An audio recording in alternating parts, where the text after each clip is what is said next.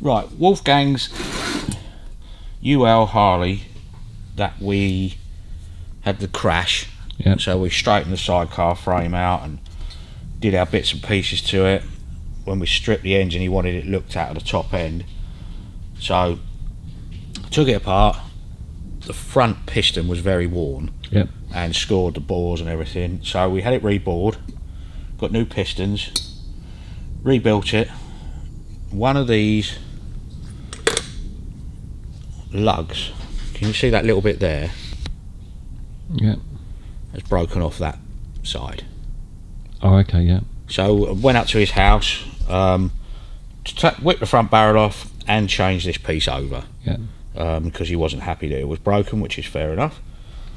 But when I got there, I took it all apart, tried to get the front barrel off, and it wouldn't come off. Okay. It was stuck on the piston rings. So what's happened, for some strange reason, is you can see where it's all been honed. Yeah, that's the original cross hatching, because the piston doesn't go down any lower than that. Yeah. Or the rings don't, the piston does. But there is a bloody great groove in here. Right. You can't see it, but we can see it. You see that darker line at the bottom? Got your cross hatching. Go down in there. Feel that? Oh, yeah. Oh, blimey. Yeah. Okay. So it's not a little bit. That's the oil scraper ring. You can see a little line just above it where the piston ring has been, the other compression rings. And it's, I mean, that isn't badly scored, but it's not right, not by a long shot. And the strange thing is, it's done it side to side, because that's the way, that's your front barrel, sits like that on the bike. The wear, it's not front to rear, which is your thrust faces, it's side to side. Now, measuring it with my measuring equipment, it's been bored correctly originally. Yeah. To 50 thou over, because there were 50 thou over pistons. So you got 3.312 is standard bore, plus your 50 thou gives you 3.362. Yeah. Top measures that. You go down to the centre of the bore and it's like 4 thou wider. Then you go to the bottom and it tightens up again. Yeah. So consensus, we took it back to the guys who did it at Bortec. Very, very, very helpful guy. Measured everything again, went through it, measured the pistons, measured the piston rings, all of it, and he said basically the consensus is that the liners have gone soft. Okay. Which could be, it's been massively overheated, and it was running hot. I mean, they shouldn't be that colour on the gudgeon pin, so it was running hot. Could be a timing issue, but they're not that critical. You can see the liners, where the liners are. See that lighter piece there? Yeah. So that's been bored out, a liner pressed in. So whether it's inferior quality liner that they put in it, because the very first issue with it was the fact that the bores were scored. Yeah. Now, having relined it, putting new pistons in, and again doing it, it's gone wrong again. So consensus is the liners aren't any good. So we've just got to find somewhere now. Pistons all fit nicely. It's all tolerances are correct.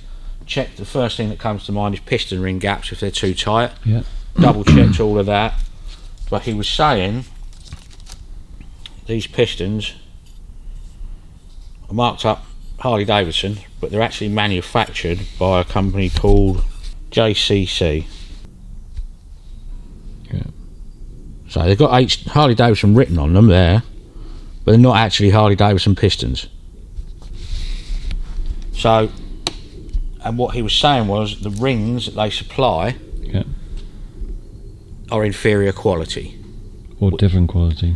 Yeah, you don't know, you only put your piston rings in, but you can see where it's been running hot. And that marking in there is the oil scraper ring. Yeah. So you can, since found you can get, because the front piston shouldn't have an oil scraper ring, it should have 3 compression rings, and the rear one has 2 compression rings and an oil scraper. Don't ask me why, that's just the way they are. So obviously the problem is we've got to get it, the liners pressed out, new liners put in, new pistons and new rings. But I could buy, you can get original piston rings, because the original piston rings weren't a 3-part oil scraper, they were a solid cast iron scraper ring. So all we can do is get it pressed out, new pistons. I mean, there's no point in putting a new liner in and putting plus 50 pistons back in it. You might as well go back to standard. The pistons aren't expensive, but put original rings back in it, not aftermarket rings. And well, all you can do is put it back together and try it. But the fact that the centre part of the bore has done that, there's something wrong with the liners. I mean, they shouldn't wear out. That's done 300 miles. You've got 2 different grades of metal or something? Yeah. He said the rings on these are sharp, very sharp edged, which you can feel. But as they've got massive ring gaps on them. They're like 10 to 20 thousandths of an inch. You're never ever going to get it hot enough to seize that up. Not in a million bloody years. So it's just one of those things that's happened. But obviously we've got to rectify it, which is a ball ache. But it's finding somebody who can do the liners. I don't want to go back to formals after all the shit we had with Kevin's Lincoln. Not on bad mouthing them, but it's just you got that doubt in your mind. You know, we can't afford anything else to go wrong, can we? No. So Robin's been doing a bit of research, find out possibly some companies that can do it for us. And go from there. Right, so this is a bore measuring gauge, yeah? So you can check your size. So put it in at the top, look, and you stroke it up and down until you get your highest spot, which is there. So zero that out.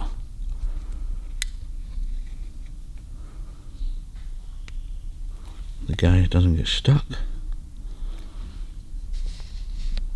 Right, so that's right at the top of the bore. We're zeroed out on the dial gauge, yeah? Go into the middle, that's a thou out that way.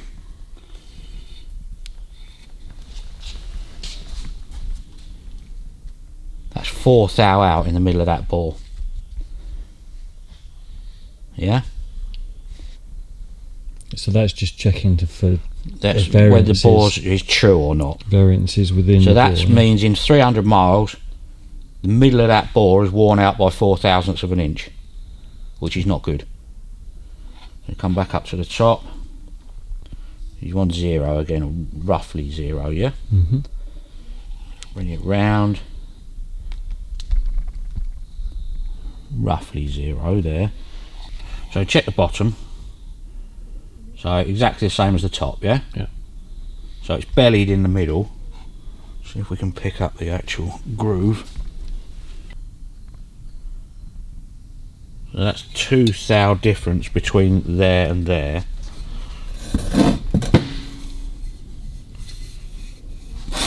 That's the really bad one.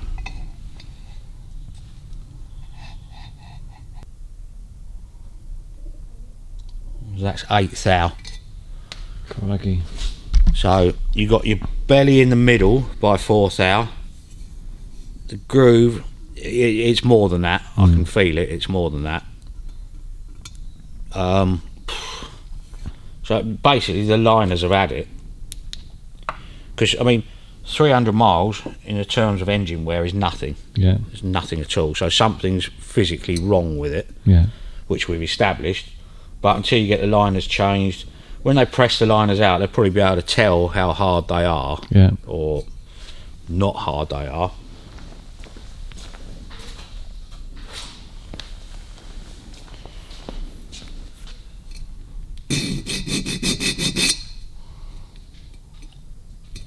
Well, you get cast iron liners and you get ductile cast iron iron liners. I don't know what the difference is. Cast iron inherently is a very soft metal. Yeah. But that is soft. That's more than soft, you know, you can just... That's nothing with a file. And that's gone nearly all the way through the edge of the liner. That's not right, is it? No, I mean, there's not hard material cast iron, but that just seems massively too soft to me. So it's just a matter now of sourcing somebody who can do it and getting all the bits together and going back up to Chesterfield and putting it back together.